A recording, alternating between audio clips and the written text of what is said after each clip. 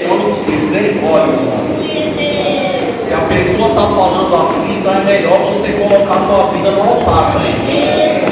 É melhor você consertar a tua vida, porque Jesus não voltou ainda, e ainda há tempo de você consertar. Ainda há tempo. Glorifica a Deus porque Ele está mandando essa palavra aqui.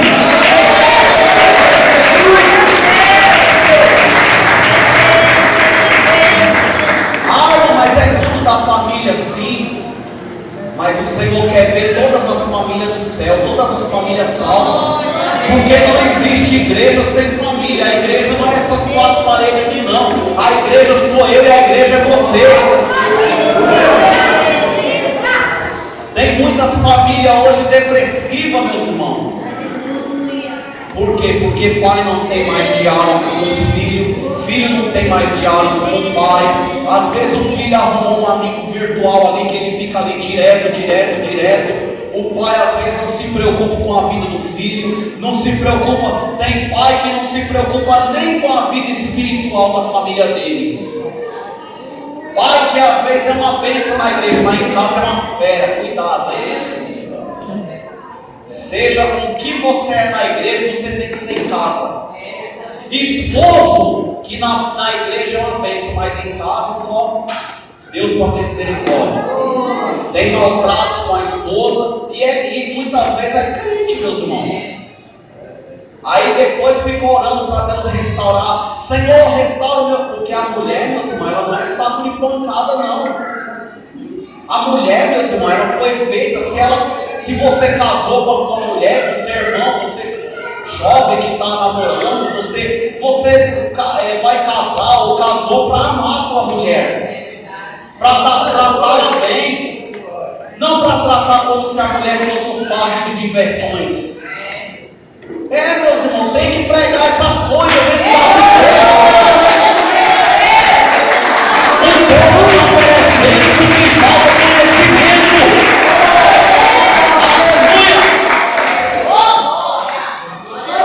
Pessoas tivessem mais instruções, muitas coisas na família poderiam ter sido evitadas. É porque hoje, meus irmãos, as pregações é só assim: receba carro, receba chave, receba casa, receba. Eu não sou contra pregar essas coisas, não prego também. Mas o que adianta você ter carro, ter casa, ter chave disso, chave daquilo, se a tua família está toda destroçada? O que adianta? Tem glória por essa palavra, meu? O que adianta ter carro na garagem? Vou pregar o que Deus está mandando. O que adianta ter carro na garagem e você está sem o seu esposo do lado porque você não suporta ele? Se a presença do teu cônjuge te incomoda dentro de casa, você tem que ver o que está acontecendo. Você tem que rever os teus conceitos aí, tem que ver se você também não está implicando demais. Cuidado, vigia, crente. Porque você casou, você achou que seria só um mar de rosa? Não, tem um dia negro também. E nós temos que aprender a conviver, meus irmãos. Temos que aprender a suportar, entender quando tiver naqueles dias assim indesejável, tem que se aplicar a oração, tem que ver o que está acontecendo, tem que entrar o casal, os filhos em comum acordo. Não vamos colocar essa situação diante de Deus, e se não der para resolver, então nem discuta, encerra o assunto ali, pronto. Não coloque mais lenha na fogueira. Tem glória por essa palavra. Tem pessoa, meus irmãos, que é crente, mas chega em casa, está tudo calmo, está tudo no vendaval, e a pessoa vem para causar mais vendaval ainda. Não, meus irmãos, nós temos que ser aquela pessoa que vai apaziguar a situação, não causar mais vendaval, não causar mais tempestade, não.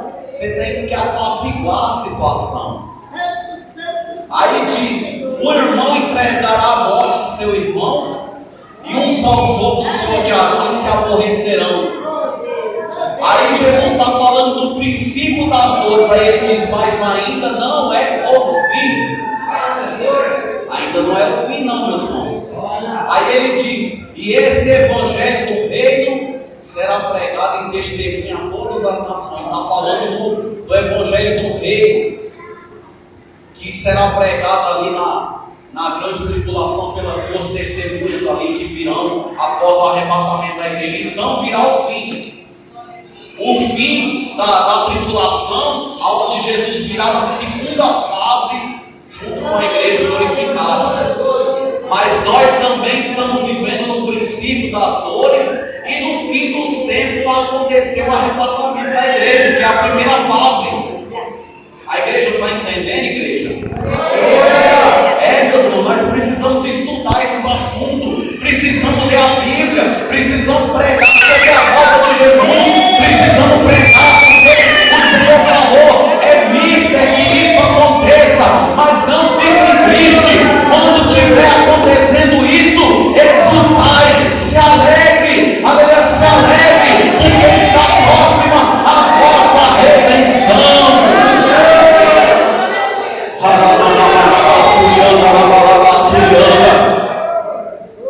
Aí no versículo 22 ele fala assim: e se aqueles dias não fossem abreviados, nenhuma carne se salvaria, mas por causa dos escolhidos, dos fiéis, os que não negam o nome de Jesus, os que andam na santidade, os que andam na doutrina, os que andam em retidão com a palavra de Deus, por causa dos escolhidos, serão abreviados aqueles dias. Aí ele fala que estando um numa cama, será levado um e deixado outro. Estando dois no campo, será levado um e deixado outro. Estando duas mulheres, moendo no moinho, será levada uma e deixada a outra. Mas se as duas estiverem preparadas, as duas sobem, o moinho fica ali, vazio. Mas é assim que vai acontecer, ninguém sabe quando. E outra coisa também, nós temos que entender que, ainda que o arrebatamento da igreja não aconteça no nosso tempo, nós temos que nos atentar para outra coisa também. Qualquer um de nós está sujeito à morte repentina, então cuidado, viu? Se você morrer hoje, para onde vai a tua alma? Para onde que vai a tua alma? Qualquer um de nós está sujeito a uma doença. Olha aí nessa pandemia aí, quantos que já morreram? Quem morreu com Cristo está salvo. Quem não morreu com Cristo, aí só Deus é que vai julgar, né, meus irmãos? Mas quem partiu com Cristo passou dessa vida para outra vida melhor. Passou da morte para a vida. Porque o salvo ele não morre, ele dorme. Aleluia! Então como que está a tua situação aqui diante do Senhor? Você está preocupado com o quê? Você está preocupado onde vai passar os seus últimos 20 anos, 30 anos, mas onde tu vai passar a tua eternidade? Aonde você vai? Como que você tem conduzido a tua família na presença do Senhor? Você tem dado um bom testemunho de crente para a tua família? A tua família, vou pregar o que Deus está mandando. A tua família, eles sentem o que quando fala sobre igreja? Quando você pega o seu terno, a sua Bíblia e fala, eu vou para a igreja, o que eles pensam? Que bom, a igreja é um caminho bom. Nós temos que mostrar para o mundo que o Evangelho é um caminho bom, que nós fomos transformados, que nós fomos, meus irmãos, moldados pelo Senhor. Ou quando você se arruma para ir para a igreja todo de terno, irmão, todo de... O pessoal fala, vai para a igreja, mas só Deus sabe o que... Não, meus irmãos. Só Deus sabe como que é aqui em casa. Não, meus irmãos, assim não. Vamos dar um bom testemunho de cristão. Vamos a partir de hoje mudar a nossa coluna. Vamos, igreja. Vamos a partir de hoje endireitar nossas veredas. endireitar os nossos caminhos. Vamos pedir para o Senhor quebrar os nossos galhos secos. Aleluia. Vamos ter mais amor pela nossa família. Vamos abraçar. Vou pregar o que Deus está mandando. Vamos abraçar mais e julgar menos. Tem glória por essa palavra, né? A igreja precisa aprender a abraçar aquele que está ferido. É para abraçar, não para julgar. Porque hoje nós temos juízes no meio do evangelho e pouca gente de braços abertos para estender a mão para aquele que caiu. Nós temos muitos juízes, muitos com a síndrome do sargento no meio do evangelho, mas para estender a mão, aquela mão de amor, ver o teu irmão caído, levanta ele. Se você não puder levantar, ora por ele, mas não joga ele mais no buraco não, igreja, porque o Senhor fala, Ele não quer que ninguém se perca. O Senhor não quer que ninguém se perca. Ele dá oportunidade para todos.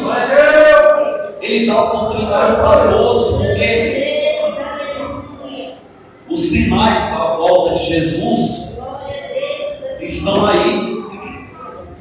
A Bíblia diz que o sol se escurecerá, a lua não dará mais a sua luz. Só que hoje o sol está esquentando cada vez mais.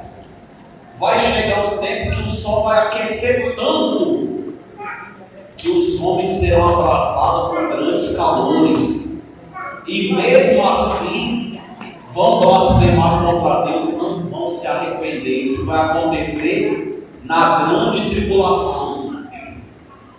Cuidado para você não ficar aqui na grande tribulação, viu, igreja? Cuidado. Te prepara, endireita as tuas veredas, endireita os teus caminhos. Para de pecar, para de criar picuinha dentro da família. Para com isso. Dentro da igreja, vamos se unir mais. Vamos liberar perdão. Tem glória por essa palavra, igreja?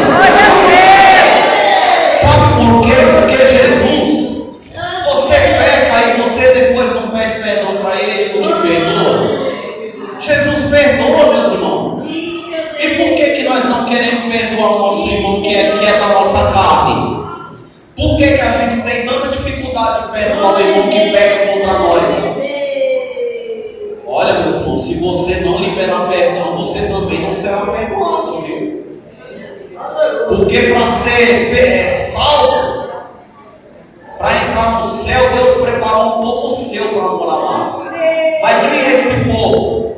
Para entrar lá tem que estar preparado. Diga preparado. E além de preparado, tem que estar perdoado. Perdoado, diga, perdoado. E além de estar perdoado, tem que perdoar. E agora perdoa. Além de estar perdoado, tem que perdoar. Diga, tem que perdoar.